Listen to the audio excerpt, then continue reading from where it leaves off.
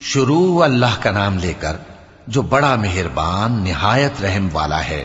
اے نبی، ہم نے تم کو فتح دی، فتح بھی کھلی اور واضح، تاکہ اللہ تمہاری اگلی اور پچھلی کوتاہیاں بخش دے اور تم پر اپنی نعمت پوری کر دے اور تم کو سیدھے رستے چلاتا رہے، اور تاکہ اللہ تمہاری بھرپور مدد کرے۔ وہی تو ہے جس نے مومنوں کے دلوں پر تسکین نازل فرمائی تاکہ ان کے ایمان کے ساتھ اور ایمان بڑھے۔ اور آسمانوں اور زمین کے لشکر سب اللہ ہی کے ہیں، اور اللہ جاننے والا ہے، حکمت والا ہے۔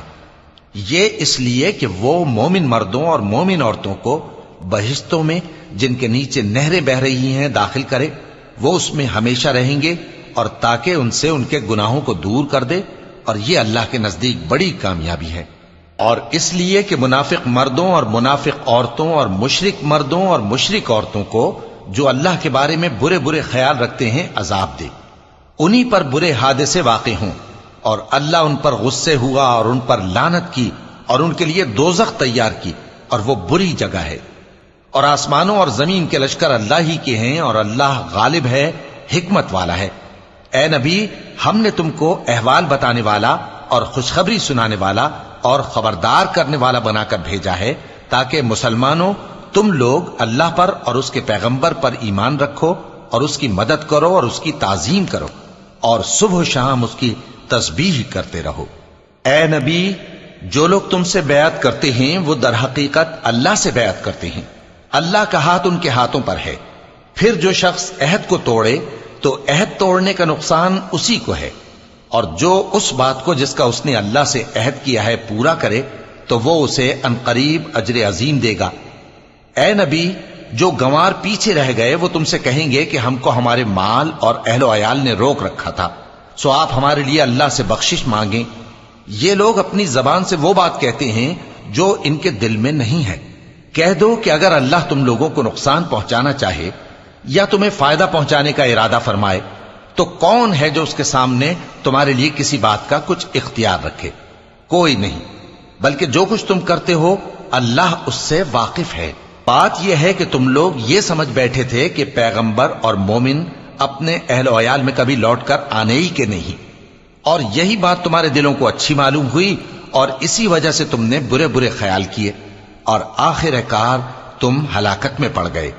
اور جو شخص اللہ پر اور اس کے پیغمبر پر ایمان نہ لائے تو ہم نے ایسے کافروں کے لیے آگ تیار کر رکھی ہے، اور آسمانوں اور زمین کی حکومت اللہ ہی کی ہے، وہ جسے چاہے بخشے اور جسے چاہے سزا دے، اور اللہ بخشنے والا ہے، مہربان ہے۔ جب تم لوگ مال غنیمت لینے چلو گے تو جو لوگ پیچھے رہ گئے تھے وہ کہیں گے ہمیں بھی اجازت دیجئے کہ آپ کے ساتھ چلیں۔ یہ چاہتے ہیں کہ اللہ کے قول کو بدل دیں۔ کہہ دو کہ تم ہرگز ہمارے ساتھ نہیں چل سکتے، اسی طرح اللہ نے پہلے سے فرما دیا ہے۔ پھر کہیں گے نہیں، تم تو ہم سے حسد کرتے ہو۔ بات یہ ہے کہ یہ لوگ سمجھتے ہی نہیں مگر بہت کم۔ اے نبی، جو گنوار پیچھے رہ گئے تھے ان سے کہہ دو کہ تم جلد ایک سخت جنگجو قوم کے ساتھ جنگ کے لیے بلائے جاؤ گے، ان سے تم یا تو جنگ کرتے رہو گے یا وہ ہار مان لیں گے۔ اگر تم حکم مانو گے تو اللہ تم کو اچھا بدلہ دے گا، اور اگر منہ پھیر لو گے جیسے پہلی دفعہ پھیرا تھا تو وہ تم کو بڑی تکلیف کی سزا دے گا۔ نہ تو اندھے پر سختی ہے سفر جنگ سے پیچھے رہ جانے میں، اور نہ لنگڑے پر اور نہ بیمار پر سختی ہے۔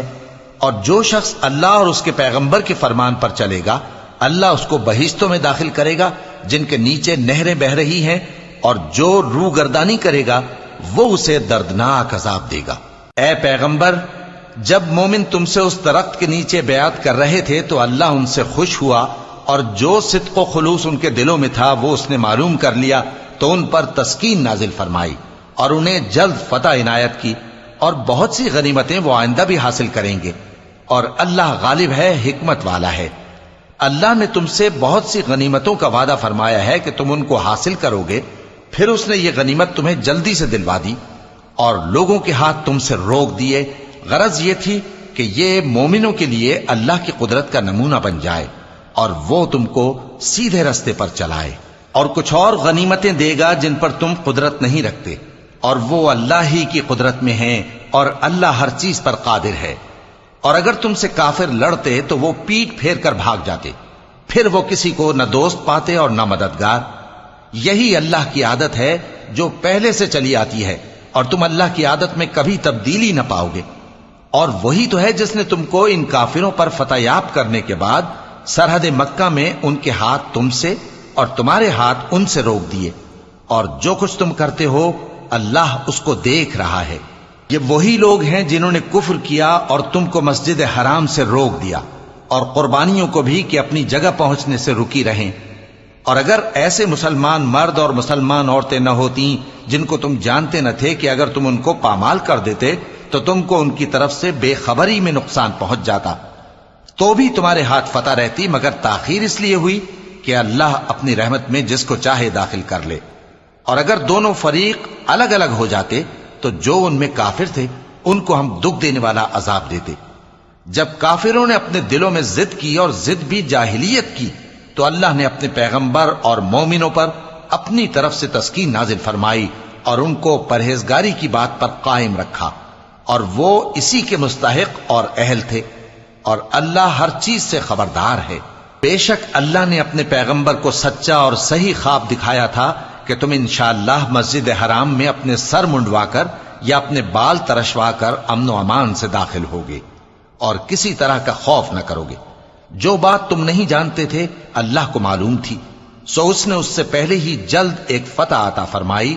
وہی تو ہے جس نے اپنے پیغمبر کو ہدایت کی کتاب اور دین حق دے کر بھیجا تاکہ اس کو تمام دینوں پر غالب کرے، اور حق ثابت کرنے کے لیے اللہ ہی کافی ہے۔ محمد صلی اللہ علیہ وآلہ وسلم اللہ کے پیغمبر ہیں، اور جو لوگ ان کے ساتھ ہیں وہ کافروں کے مقابلے میں تو سخت ہیں اور آپس میں رحم دل۔ اے دیکھنے والے، تو ان کو دیکھتا ہے کہ اللہ کے آگے جھکے ہوئے سر بسجود ہیں اور اللہ کا فضل اور اس کی خوشنودی طلب کر رہے ہیں۔ کثرت سجود کے اثر سے ان کی پیشانیوں پر نشان پڑے ہوئے ہیں۔ ان کے یہی اوصاف تورات میں ہیں اور یہی اوصاف انجیل میں ہیں۔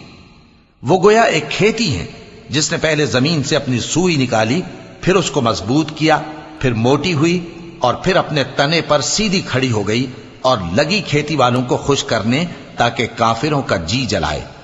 جو لوگ ان میں سے ایمان لائے اور نیک عمل کرتے رہے ان سے اللہ نے گناہوں کی بخشش اور اجر عظیم کا وعدہ کیا ہے۔